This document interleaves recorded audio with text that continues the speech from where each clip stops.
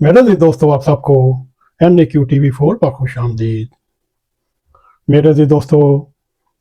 गुज़श्ता 75 सालों से पाकिस्तान एक खुद मुख्तार रियासत के तौर पर मंजर आम पर आई और इसने अपना काम का आगाज़ करते हुए और उनकी तकमील तक पहुँचते हुए उसने हर साल कई तरह की बुलंदियाँ भी देखीं, पस्तियाँ भी देखीं और यूँ साल 2000 का अख्ताम हुआ और 2025 का आगाज़ हुआ और इस हकीकत से इनकार नहीं किया जा सकता कि पाकिस्तान के गरीब मतवस्त तबके के शहरियों की अक्सरियत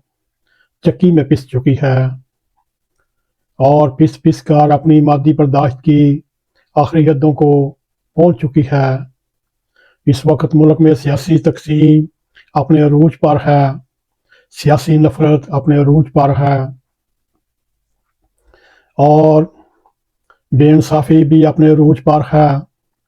मजहबी इंतहा पसंदी भी अपने अरूज पर है, दहशतगर्दी भी अपने अरूज पर है और किसी को भी इंसाफ मिलता हुआ नज़र नहीं आ रहा,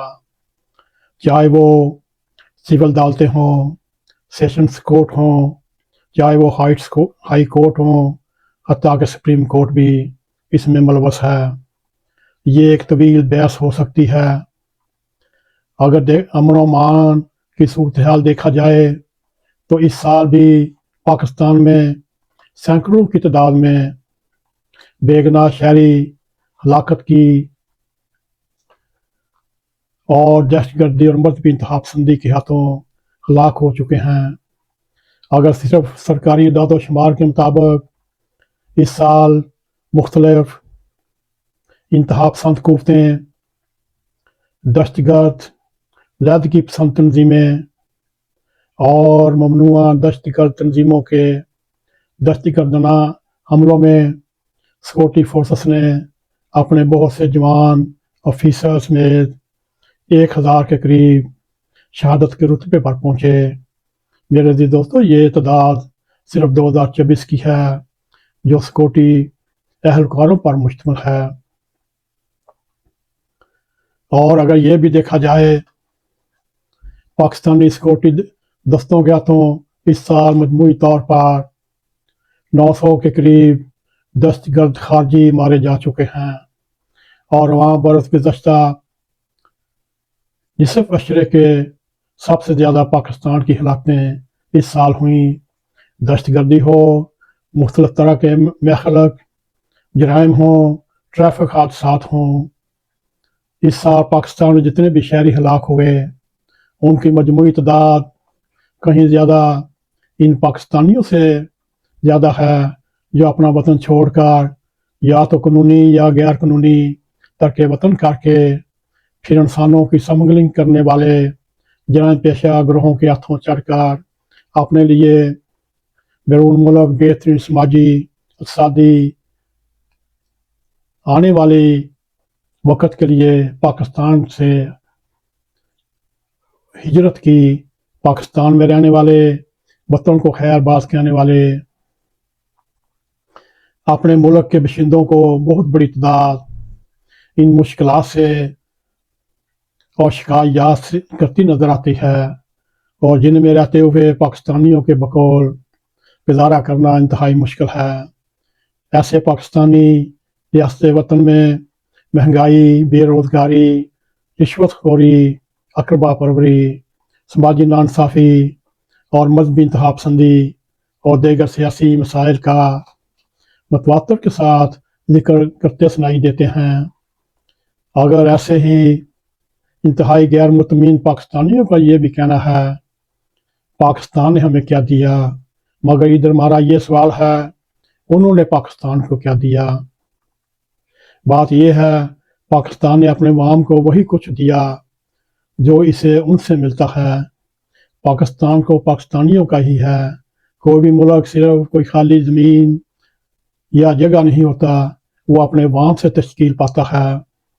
और अपने अवाम के रवैये اور ان کے رہنے سہنے سے اس ملک اور معاشرے کی پہچان بنتی ہے۔ میرے عزیز دوستو، یہ جو بات اکثر پاکستانی اپنی اپنی ذاتی حیثیت میں بات کرتے ہیں، یہ بات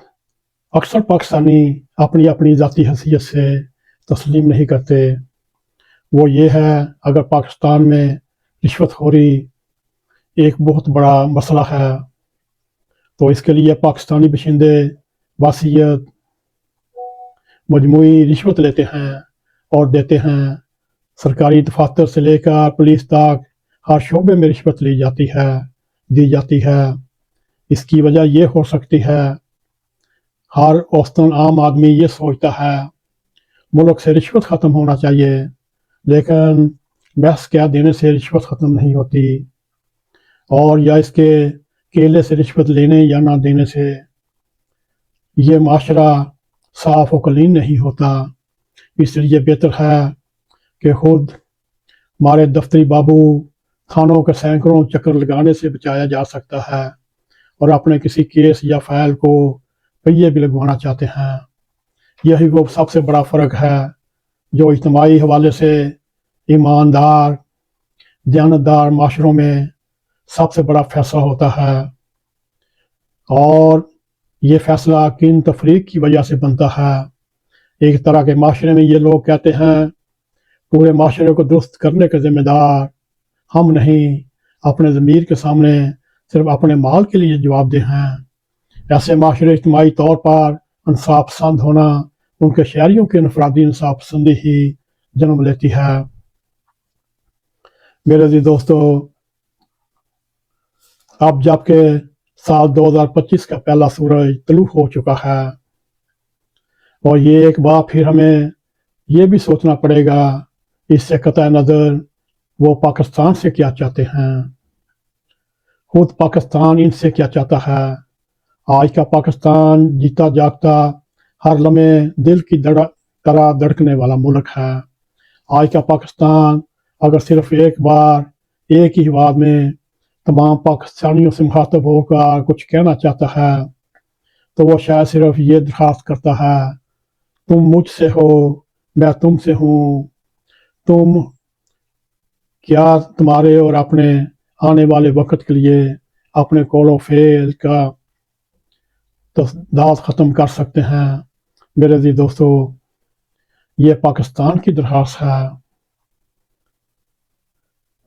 تم مجھ سے ہو، میں تم سے ہوں، آؤ مل کر ایک دوسرے سے نفرتیں، بغضیں اور مذہبی اختلافات ختم کرتے ہوئے امن اور پیار کے ساتھ پاکستان میں رہیں، اور پاکستان کی دھرتی ایک بار پھر گل و گلزار ہو جائے، امن و امان سے بھرپور ہو جائے، اور اسی طرح صبائی تعصبات بھی دور ہوں۔ میرے عزیز دوستو، اگر آپ کو ہمارا یہ پروگرام پسند آئے، اس کو لائک بھی کریں، اس کو شیئر بھی کریں، کمنٹ سیکشن میں جا کر اپنا نظر خیال کرتے ہوئے NAQTV4 کو سبسکرائب کریں، اور جاتے جاتے بیل آئیکن کو کلک کریں تاکہ ہماری آنے والی ویڈیو آپ تک پہنچ رہیں۔ اسی کے ساتھ ہمیں اجازت دیں۔ السلام علیکم ورحمۃ اللہ وبرکاتہ۔